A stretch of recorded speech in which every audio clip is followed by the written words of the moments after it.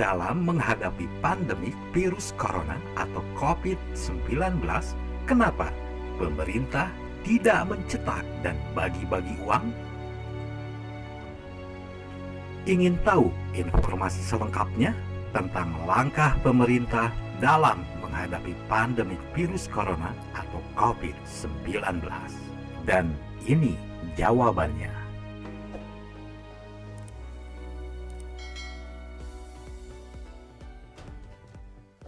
Hantaman virus corona COVID-19 terhadap perekonomian Indonesia begitu keras. Berbagai industri, terutama sektor real, sudah terkena imbas pandemik tersebut. Belum lagi daya beli masyarakat anjlok, juga badai PHK menghantam, dan sebagainya.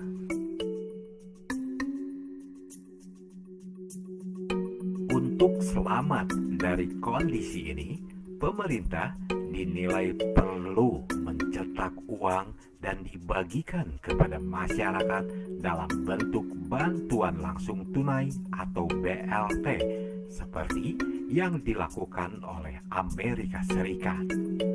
Namun, menurut Menteri Keuangan Sri Mulyani Indrawati, hal tersebut tidaklah mudah dilakukan di Indonesia. Ia mengatakan, jika tidak dihitung secara cermat, bakal ada ancaman inflasi mengintai. Perlu dipikirkan pula supply and demand di pasar.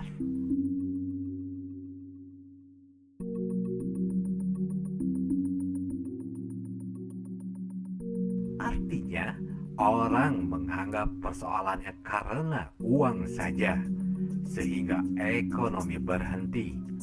Orang yang tadinya bekerja bisa belanja, perusahaan yang produksi barang bisa dapat revenue, tetapi sekarang ini orang berada dan berdiam di rumah. Dia tidak berbelanja dan terbatas, sehingga ekonomi berhenti. Demikian yang disampaikan oleh Menteri Keuangan Sri Mulyani Indrawati. Beliau mengatakan pemerintah tengah berupaya mencegah sederet ancaman dari corona dan tetap menjalankan roda ekonomi. Karena kalau berhenti, maka akan ada PHK masif. Makanya disiapkan bansos, relaksasi, stimulus, dan kebijakan lainnya. Cara mencetak uang lalu dibagikan ke masyarakat itu dinilainya punya dampak serius. Salah satunya inflasi yang tinggi. Oleh sebab itu, pemerintah masih menyusun upaya-upaya yang bisa menyelamatkan perekonomian secara cermat.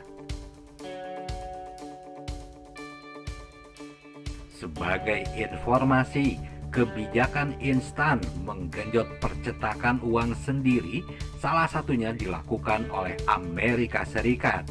Meski begitu, Bank Sentral Amerika Serikat, The Fed, bisa melakukan kebijakan itu sekaligus membeli surat utang pemerintah sebanyak-banyaknya lantaran dolar Amerika Serikat selama ini dipegang oleh seluruh dunia, sehingga resiko inflasinya kecil atau bahkan hampir tidak ada.